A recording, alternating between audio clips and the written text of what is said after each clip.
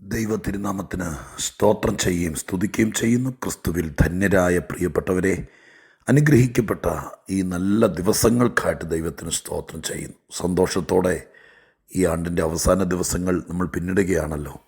ഓരോ ദിവസവും ധന്യമേറിയ ചിന്തകൾ, ഒരുക്കപ്പെടാനുള്ള മനസ്സ്, നമ്മെ കരുതുന്ന ദൈവത്തിൻ്റെ സ്നേഹവാത്സല്യം തിരിച്ചറിയാനുള്ള പരിജ്ഞാനം, ഇതെല്ലാം നമുക്ക് ഈ ദിവസങ്ങളിൽ അമിതമായി നൽകട്ടെ എന്ന് ദൈവത്തോട് പ്രാർത്ഥിക്കുകയാണ്.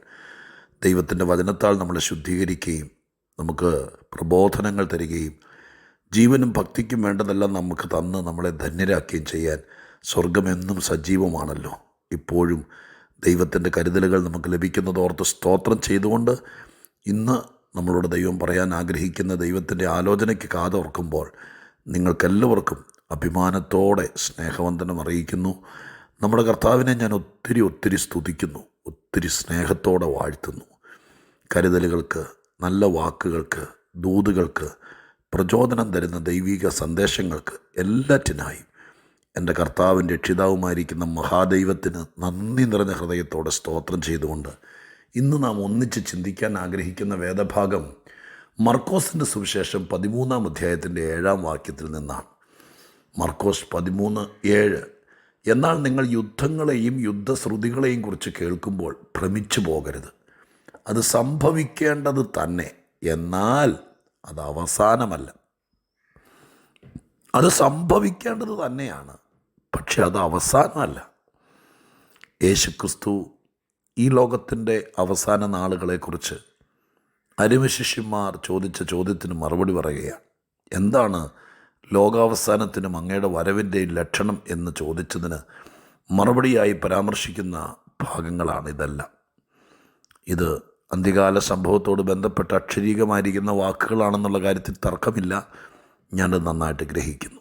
പക്ഷെ ഞാൻ എപ്പോഴും പറയുന്നത് പോലെ രാവിലെ തോറും നിങ്ങൾക്ക് തരുന്ന 10 മിനിറ്റോടത്തോളം വരുന്നൊരു ചെറിയ സന്ദേശത്തിനകത്ത് ഞാൻ പശ്ചാത്തലങ്ങൾ നോക്കാതെ ഒരു വാക്കായിരിക്കും, ഒരു വാചകമായിരിക്കും, ചിലപ്പോൾ തിരുവെഴുത്തിലൊരു സന്ദർഭമായിരിക്കും, അത് ഈ ഭൂമിക്കടിയിൽ നിന്ന് ഉറവ പൊങ്ങി വരുന്നത് പോലെ എൻ്റെ മനസ്സിനകത്ത് തെളിഞ്ഞു വരും. അത് ആർക്കെങ്കിലുമൊക്കെ പ്രയോജനപ്പെടും എന്ന് ദൈവം എനിക്ക് ഉറപ്പ് തരും. അതിൻ്റെ വെളിച്ചത്തിൽ ഞാൻ ആ വാചകത്തെ, ആ ദൂതിനെ മാത്രം വെണ്ണ കടയുന്നത് പോലെ കടഞ്ഞ് നിങ്ങളുടെ കയ്യിൽ തരാനാണ് ശ്രമിക്കാറുള്ളത്. അതുകൊണ്ട് എൻ്റെ പശ്ചാത്തലങ്ങൾ ഞാൻ മറക്കുന്നു. അത് പറയാനാണ് ഞാനത് ഓർപ്പിച്ചത്. എന്നിട്ട് ഈ വാക്യത്തിൻ്റെ സാരാംശത്തിൽ നിന്ന് 1-2 കാര്യങ്ങൾ മാത്രം ഞാൻ നിങ്ങളുടെ ശ്രദ്ധയിലേക്ക് കൊണ്ടുവരികയാണ്. 4 കാര്യങ്ങളാണ് ആ വാക്യത്തിൽ പറയുന്നത്. 1, നിങ്ങളുടെ കാതുകളിൽ കേൾക്കും. എന്ത്? യുദ്ധങ്ങളെക്കുറിച്ചും യുദ്ധശ്രുതികളെക്കുറിച്ചും. യുദ്ധങ്ങളെക്കുറിച്ച് കേൾക്കുന്നത് സന്തോഷമാണോ? അല്ല, ഈ രാജ്യവും തമ്മിലുള്ള വലിയ പോരാട്ടം. ഏതെങ്കിലും വലിയ രാജ്യങ്ങൾ, ഇസ്രായേലിൽ യുദ്ധം നടക്കുന്നു, വാർത്തക്കാർക്ക്, വായനക്കാർക്കൊക്കെ ഭയങ്കര ആകാംക്ഷയാണ്, വാർത്തകളും അത് വായിക്കാനൊക്കെ. പക്ഷേ അത് അനുഭവിക്കുന്നവർക്കത് വേദനാജനകമാണ്. ഒരു കുടുംബം നേരിടുന്ന ആത്മീക യുദ്ധം, ഇസ്രായേലിലെയോ ലോകരാജ്യങ്ങളുടെ യുദ്ധം മാറ്റിവെക്കും. നിനക്കെതിരെ അന്ധകാര ശക്തികൾ യുദ്ധം പ്രഖ്യാപിക്കുന്നു. ജീവിക്കാൻ സമ്മതിക്കത്തില്ല, വാഴാൻ അനുവദിക്കത്തില്ല, ഭരിക്കാൻ സമ്മതിക്കത്തില്ല, മുന്നോട്ട് പോകാൻ സമ്മതിക്കത്തില്ല. നിൻ്റെ കയ്യിലുള്ളത് എനിക്ക് വേണം, അല്ലെങ്കിൽ നിന്നെ ഒതുക്കണം, നിന്നെ വളരാൻ അനുവദിക്കത്തില്ല എന്നതാണല്ലോ യുദ്ധത്തിൻ്റെ പുറകിലെ ഏറ്റവും സൂക്ഷ്മ പരിശോധന നടത്തിയാൽ ചെന്നെത്തുമ്പോൾ കണ്ടെത്തുന്ന കാര്യം. അങ്ങനെ നമുക്കെതിരെ യുദ്ധശ്രുതിയെക്കുറിച്ച് കേൾക്കും. കുറച്ചുകൂടെ തെളിച്ച് പറയട്ടെ. ആരെങ്കിലും ഒരാൾ നമുക്ക് വേണ്ടി പ്രാർത്ഥിച്ചിട്ട് നമ്മളോട് പറഞ്ഞു തന്നിരിക്കട്ടെ, സാധാരണ രീതിയിൽ പറയുന്ന രീതിയിൽ പറയാം. അമ്മാമ വലിയൊരു പോരാട്ടം കാണുന്നുണ്ട്. പോരാട്ടം എന്ന് പറഞ്ഞാൽ വാർഫെയർ, യുദ്ധം എന്ന അർത്ഥമെടുത്തു. കർത്തദാസനെ ഒരു വലിയൊരു യുദ്ധം, വലിയൊരു പോരാട്ടം എന്ന് പറയുമ്പോഴേക്കും നമ്മൾ കേട്ടു. എന്ത് കേട്ടു? എനിക്കെതിരെ ഒരു യുദ്ധം, ഒരു യുദ്ധശ്രുതി, യുദ്ധസാധ്യത, ഒരു പോരാട്ടത്തിൻ്റെ ധ്വനി, അതിനൊരു മണം. അതാ ദൈവദാസിന് കിട്ടിക്കാണും. അതുകൊണ്ടായിരിക്കും ആ ദൈവദാസി പ്രാർത്ഥിച്ചപ്പോൾ പറഞ്ഞത് ശരിയായിരിക്കാം, 100% ശരിയായിരിക്കാം.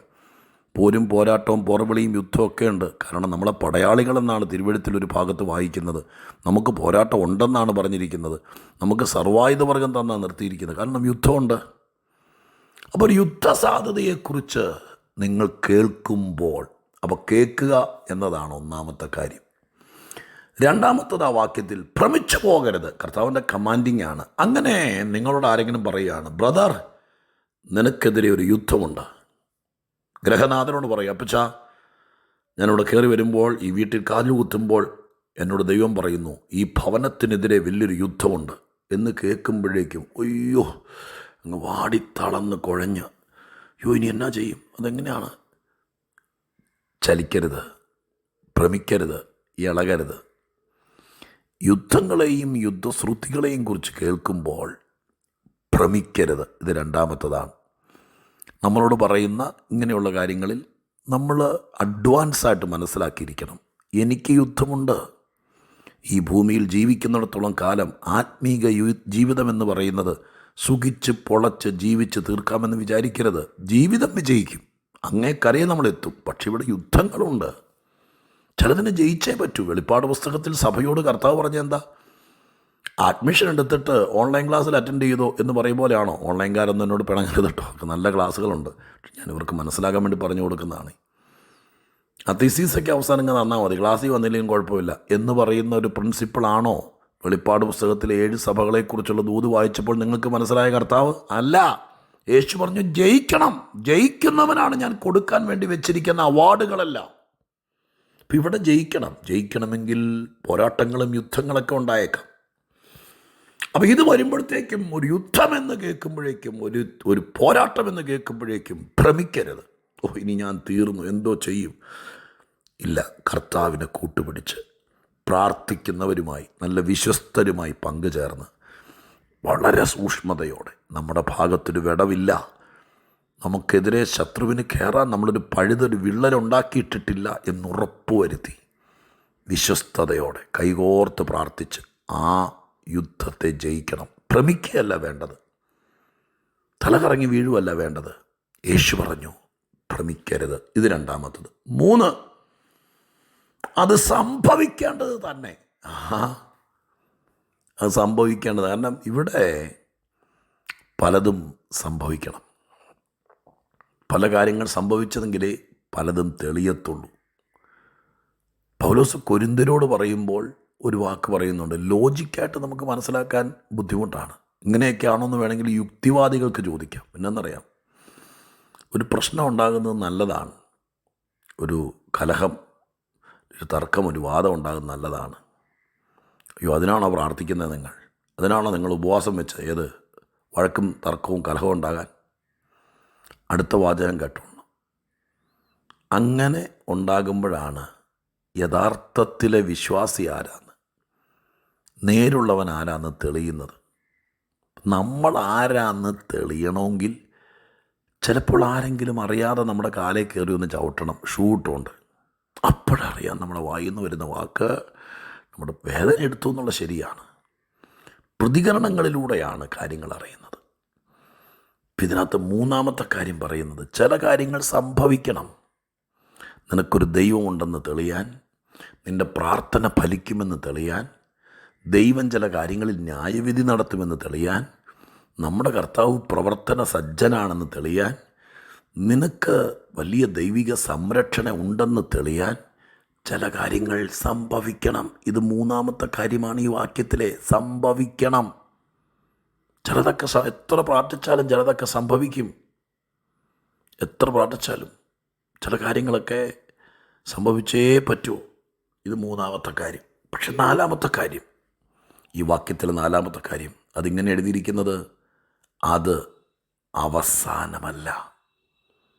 അത് അവസാനമല്ല. എനിക്കത് പറയാനാണ് ഏറ്റവും ഇഷ്ടം. ദൈവമക്കളെ, നീ കേട്ട യുദ്ധശ്രുതി, നിൻ്റെ കയ്യിൽ കിട്ടിയ മെഡിക്കൽ റിപ്പോർട്ട്, നിൻ്റെ കയ്യിൽ കിട്ടിയ പരാജയത്തിൻ്റെ സർട്ടിഫിക്കറ്റ്, നീ ഫെയിലായി എന്ന ഇമെയിൽ, നീ ഇതിനകത്ത് എലിജിബിലിറ്റി ഇല്ല എന്ന് പറഞ്ഞ് നിനക്ക് സീല് വെച്ച് തന്ന രജിസ്ട്രേഡ് കത്ത്, അത് നോക്കിയിട്ട് പറയണം, ഇതെൻ്റെ അവസാനമല്ല. ഇതെൻ്റെ വലിയ വലിയ മഹാന്മാരുടെ ജീവചരിത്രമൊക്കെ വായിച്ചു നോക്കണം നീ. അവരുടെ കയ്യിൽ ഇന്നത്തെ രീതിയിൽ പറഞ്ഞ 10 അല്ല 20 അല്ല, പല പ്രാവശ്യം എബ്രഹാം ലിങ്കനെക്കുറിച്ചൊക്കെ വായിച്ചിരിക്കുന്നത്, അദ്ദേഹത്തിൻ്റെ 18 എലക്ഷൻ റിപ്പോർട്ടുകൾ വന്നപ്പോൾ 18 എലക്ഷനിലും അദ്ദേഹം തോറ്റു. നിൻ്റെ എതിരാളി നിന്നെ തോൽപ്പിച്ചു, ഇയാൾ പരാജയപ്പെട്ടിരിക്കുന്നു എന്ന റിസൾട്ടാണ് സീല് ചെയ്ത് ഗവൺമെൻറ് അല്ലെങ്കിൽ ഉത്തരവാദിത്തപ്പെട്ടവർ കയ്യിൽ കൊടുത്തത്. അത് കയ്യിൽ വെച്ചിട്ട് തീർന്നു, അവസാനിച്ചു, ഇനി ഞാനില്ല, ഇനി എന്തിനാ ജീവിക്കുന്നേ എന്ന് ചോദിച്ചിരുന്നെങ്കിൽ എബ്രഹാം ലിങ്കൻ എന്നൊരു മനുഷ്യനെ നമ്മൾ അറിയില്ലായിരുന്നു. ഇത് കയ്യിൽ പിടിച്ചുകൊണ്ട് പറഞ്ഞു, ഇത് അവസാനമല്ല. നിങ്ങളുടെ കയ്യിൽ കിട്ടിയിരിക്കുന്ന പേപ്പർ, നിങ്ങളുടെ കയ്യിൽ കിട്ടിയിരിക്കുന്ന പ്രസ്താവന, നിങ്ങളുടെ മൊബൈലിൽ വന്നിരിക്കുന്ന മെസ്സേജ്, ഇത് അവസാനമല്ല, ഇത് അവസാനമല്ല, ഇത് അവസാനമല്ല. 4 കാര്യങ്ങളാണ് ആ വാക്യത്തിനകത്ത് പരാമർശിച്ചിരിക്കുന്നത്. അത് മനസ്സിലാക്കണം. ഇത് അവസാനമല്ല. പ്രിയപ്പെട്ടവരെ, തിരുസന്നിധിയിൽ ഇരുന്നു കൊണ്ട് ഞാൻ ഈ ദൂത് നിങ്ങൾക്ക് കൈമാറുകയാണ്. നിങ്ങൾ ചിലത് കേൾക്കും, അതിൽ ഭ്രമിക്കരുത്. നിങ്ങൾ ചിലത് കേട്ടാൽ അതിലിളകരുത്, ഭ്രമിക്കരുത്. അത് സംഭവിക്കേണ്ടത് തന്നെയാണ്. അത് അവസാനമല്ല. 4 കാര്യങ്ങൾ. 2024 പല കാര്യങ്ങൾ സംഭവിച്ചു. നമ്മൾ വിചാരിച്ചു സംഭവിക്കാൻ പാടില്ലാത്തതായിരുന്നു. ഇത്രയും പ്രാർത്ഥിച്ചിട്ട്, ഇത്രയൊക്കെ പ്രതീക്ഷിച്ചിട്ട്, ദൈവത്തിന് വേണ്ടി ഇത്രയൊക്കെ നിന്നിട്ട്, ഞാൻ ഇതുപോലെയൊക്കെ എൻ്റെ ജീവിതത്തെ എൻ്റെ കൂട്ടുകാരന്മാരാരും അഴിഞ്ഞാടിയതുപോലെ ആടാതെ എത്ര പഥ്യത്തോടെ ജീവിച്ചിട്ട് ഇത് സംഭവിച്ചല്ലോ എന്ന് 2024 നിനക്കെതിരെ തല ഉയർത്തി പറയുമ്പോൾ, നീ 2024 യാത്ര പറയുമ്പോൾ പറയണം, ഇത് അവസാനമല്ല, ഇത് അവസാനമല്ല, ഇത് അവസാനമല്ല. വരുന്നുണ്ട് എൻ്റെ വിജയം, വരുന്നുണ്ട് എൻ്റെ ഭാവി, വരുന്നുണ്ട് എൻ്റെ നന്മ. ഞാൻ അവസാനിപ്പിക്കട്ടെ, ഭ്രമിക്കരുത്. ഇതൊന്നും അവസാനമല്ല. ഇനിയും നന്മയുടെ വാതിലുകളും വഴികളും ദൈവം തുറന്നു തരും. ദൈവത്തോട് തന്നെ പറ്റി നിൽക്കുക, അകലരുത്, അടുത്ത് നിൽക്കുക. പ്രാർത്ഥിക്കാം. പരിശുദ്ധ ദൈവമേ, ഞങ്ങളുടെ സ്വർഗീയ പിതാവേ, കർത്താവ് പറഞ്ഞ തിരുവായ്മൊഴികൾക്കകത്ത് മറിഞ്ഞിരുന്നൊരു കാര്യം പരിശുദ്ധാത്മനിയോഗത്തോടെ ഞങ്ങളുടെ മക്കൾക്ക് ഞാൻ പറഞ്ഞു കൊടുത്തു. നാഥാ, അനുഗ്രഹിക്കണേ, കൃപ കൊണ്ട് നിറയ്ക്കണേ, മാനിക്കണേ, എല്ലാവരെയും കരുതിയേക്കണേ. ചിലരൊക്കെ വിചാരിച്ചു ഞാൻ തീർന്നു, ഞാൻ അവസാനിച്ചു. ചിലർ വെല്ലുവിളിച്ചു, നീ തീർന്നടാ, നീ അവസാനിച്ചടാ. ഇല്ല കർത്താവേ, റിപ്പോർട്ടുകൾക്കോ വെല്ലുവിളികൾക്കോ യുദ്ധങ്ങൾക്കോ പരാജയങ്ങൾക്കോ ഞങ്ങളെ അവസാനിപ്പിക്കാൻ കഴിയില്ല. ഞങ്ങൾക്ക് സമാപ്തി വരുത്തുന്നവൻ അങ്ങ് മാത്രമായിരിക്കും. വിഷയങ്ങളല്ല, പ്രശ്നങ്ങളല്ല, ശത്രുവല്ല, അങ്ങ് മാത്രം. അങ്ങയിൽ ആശ്രയിക്കുന്നു. ഇത് അവസാനമല്ല. വിശ്വസിക്കട്ടെ ഞങ്ങൾ. അങ്ങത് ചെയ്യും. യേശുവിൻ നാമത്തിൽ തന്നെ.